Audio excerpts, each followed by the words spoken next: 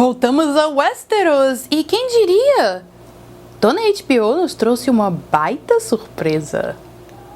Vamos ao vídeo.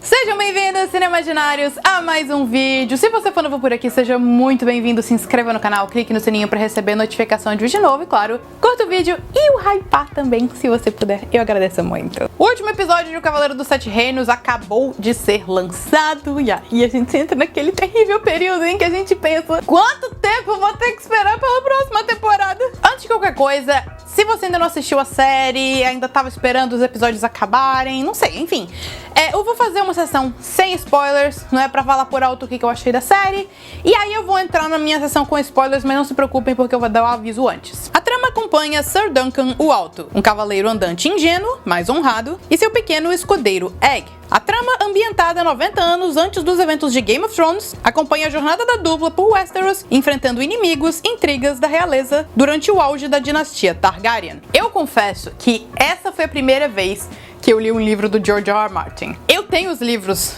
da Canção e o Fogo e o Gelo, né, os livros do Game of Thrones, mas eu tenho medo de ficar como todos vocês, tipo, há 15 anos vocês esperam o 6º livro e nada. Já tô com Dança dos Dragões, pretendo ler ele quando chegar a 3ª temporada de House of the Dragon, até porque eu vi gente, assim, eu me diverti com a 2ª temporada, apesar de achar inferior à primeira, mas eu vi muita gente que leu o livro tendo muitas reclamações, então eu quero me inteirar sobre isso até a 3ª temporada chegar. Então foi com O Cavaleiro dos Sete Reinos que eu realmente adentrei o reino do senhor George R. R. Martin, né, que por sinal está felicíssimo com essa série. Ele já abandonou o barco em House of the Dragon, falou que o relacionamento dele com o showrunner lá tava num nível completamente abismal. E aqui ele tá tão feliz que ele até entregou uma dúzia de contos que ele nunca lançou sobre o Dunk e o Egg, para que a série possa continuar tendo material para Deus sabe quantas temporadas. Galera, a parte que mais me surpreendeu, e isso eu falo tanto do livro quanto da série, porque olha, não é à toa que o Sr. Martin está feliz.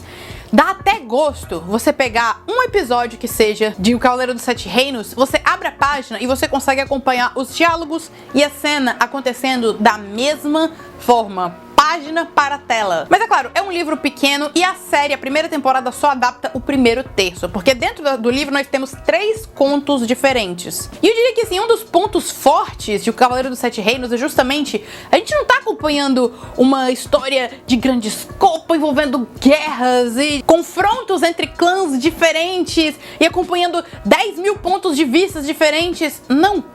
Essa é uma história simples, assim como no livro, é uma história simples, focada apenas em alguém que a gente já sabe, por conta de Game of Thrones, a gente já sabe que é alguém que vai se tornar um grande herói dos Sete Reinos. E eu acho que é na simplicidade que o Cavaleiro dos Sete Reinos se destaca de House of the Dragon ou Game of Thrones. É uma história pequena e íntima, e você sente isso. E assim, eu mencionei House of the Dragon e algumas das coisas que eu vi algumas pessoas mencionarem, em particular sobre a 2ª temporada. Porque, enfim, o livro também não é tão grande e a gente vai ter 4 temporadas de House of the Dragon. A questão é, uma hora você vai ter que inflar a trama. Aconteceu com House of the Dragon e aconteceu também com o Cavaleiro dos Sete Reinos. E os comentários que eu tenho visto mais, vou ficar mais inteirada sobre isso quando eu for ler Dança dos Dragões, é onde e como você acrescenta a trama. Quando você olha o Cavaleiro dos Sete Reinos, o que é que eles acrescentaram? A história é pequena. Então eles não tentaram inventar uma de não, temos que colocar mais eventos aqui para que ela fique no nível Game of Thrones.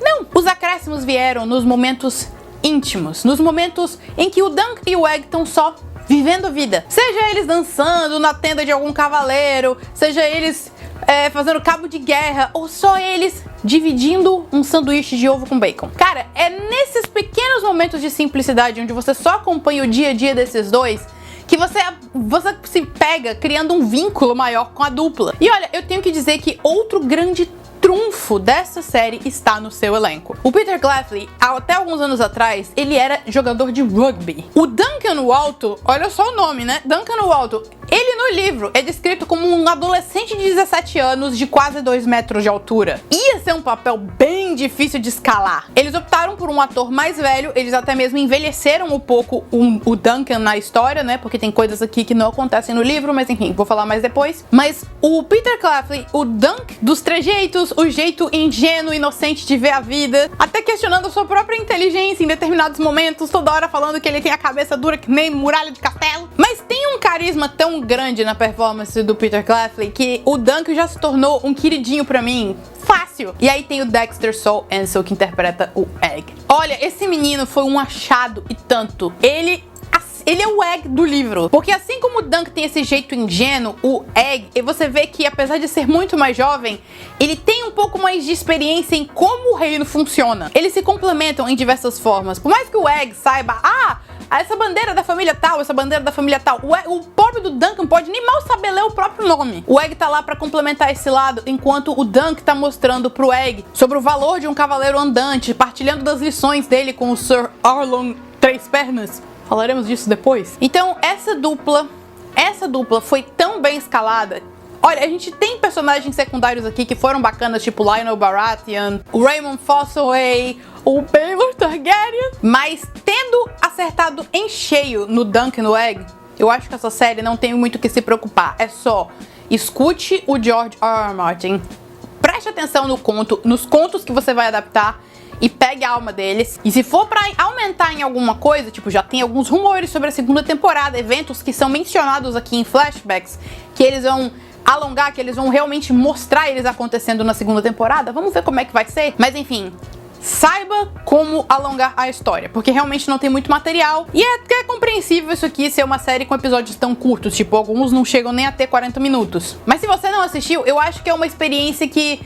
eu acho que ela vale mais a pena como uma maratona do que episódios semanais, porque nem todos os episódios tem aquele momento tipo, caramba, eu tô grudado na cadeira. Não, são apenas momentos, como eu falei, simples, simplicidade, só mostrando realmente o Dunk e o Egg vivendo. Mas quando a gente chega no Pega Pra Capar, menino, se prepara, porque agora nós vamos entrar nos spoilers. Se já não tava meio claro antes, bom, pra aqueles que não assistiram a série, assistam. Se vocês estavam com o pé atrás sobre Game of Thrones, assistam. Isso aqui é um sopro de vida novo nessa franquia. Pois bem, spoilers, não é? Uma das grandes revelações da série é que, na verdade, o Egg é o Aegon Targaryen. Ele é filho do príncipe Maker, ele é sobrinho do príncipe herdeiro. Então é tipo, ele tá tentando se distanciar da família, raspou a cabeça, não quer ser visto como um Targaryen de jeito nenhum. E é justamente por ele ser quem ele é, que os momentos de simplicidade, pra mim, eles atingem mais. Porque você sabe que você tá vendo um garoto que tá acostumado a ter servos por todos os lados,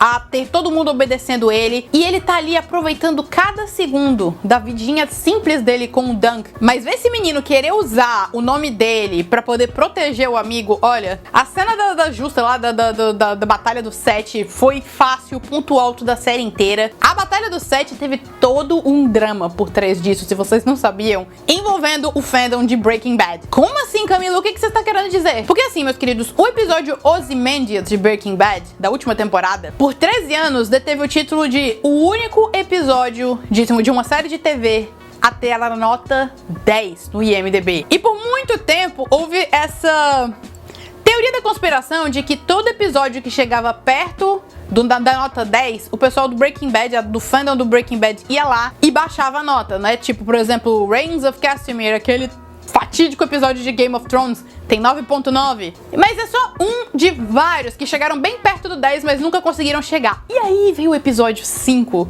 de O Cavaleiro dos Sete Reinos, que estreou com uma nota 10. E aí ficou aberta a batalha entre os dois fandoms. Porque o que aconteceu? O pessoal de Breaking Bad veio, baixou a nota. O que o pessoal de Cavaleiro dos Sete Reinos fez? Foi lá e baixou a nota de Ozymandias. Por 13 anos, o único episódio com nota 10 na história. Isso acabou. Em vez de a gente ter 2 episódios maravilhosos com a nota 10, o ego venceu. Mas enfim, é um episódio fantástico. Eu fiquei meio frustrada porque, tipo, a gente espera uma semana inteira. Na verdade, foi mais de uma semana pelo episódio da batalha. E aí, logo que a batalha vai começar, a gente tem o flashback do Dunk, de como ele conheceu o Sir Arlon, que mostrou no segundo episódio que o menino é tripé. Enfim, a gente tem um vislumbre do final da batalha da rebelião do Daemon Blackfyre, que é algo que tá sendo... os próprios showrunners já estão falando que eles devem expandir mais, contar um pouco mais sobre essa história, né? A gente veria versões jovens dos príncipes Maekar e Baelor, que foram cruciais nessa batalha.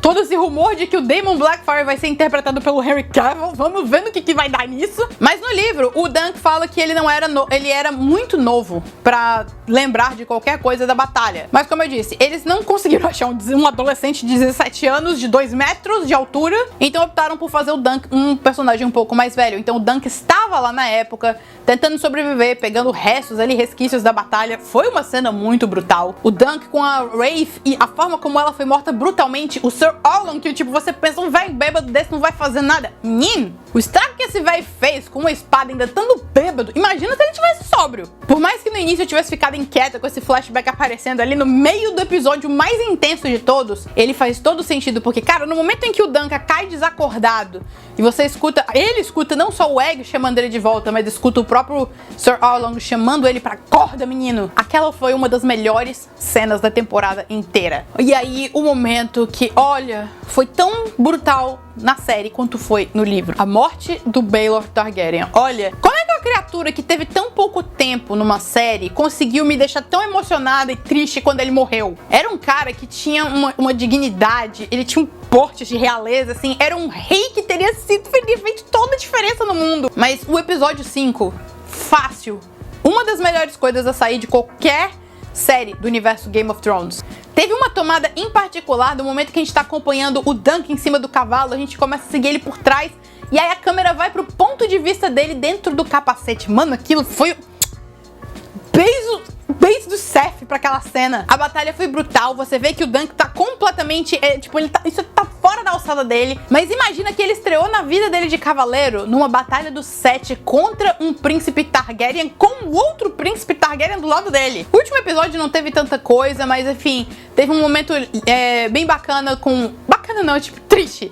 Um momento em que o Egg tá com tanta raiva do irmão dele, porque, tipo, tudo que aconteceu foi culpa do irmão dele, ele pensar em matar o irmão enquanto ele dorme, tá todo esculhambado da batalha. E a gente tem aquele momentinho entre ele e o Maekar, que tá tentando confortar o filho caçula. O Egg indo embora junto com o Dunk pra Deus sabe onde, e a gente vendo as figuras do Sir Arlon indo embora.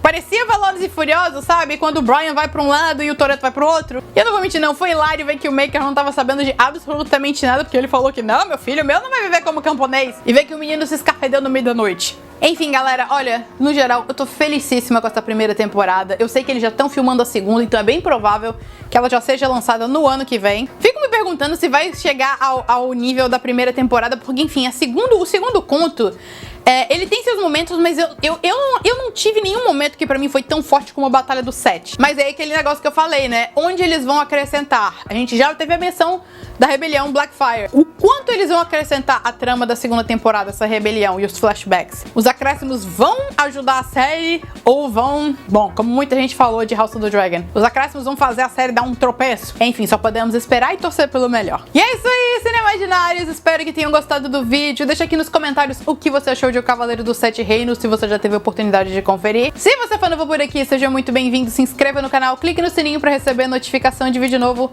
Curta o vídeo e o hypar, por favor. E me acompanhe nas minhas redes sociais para conferir mais críticas e novidades do cinema e das telinhas. Tchau, tchau.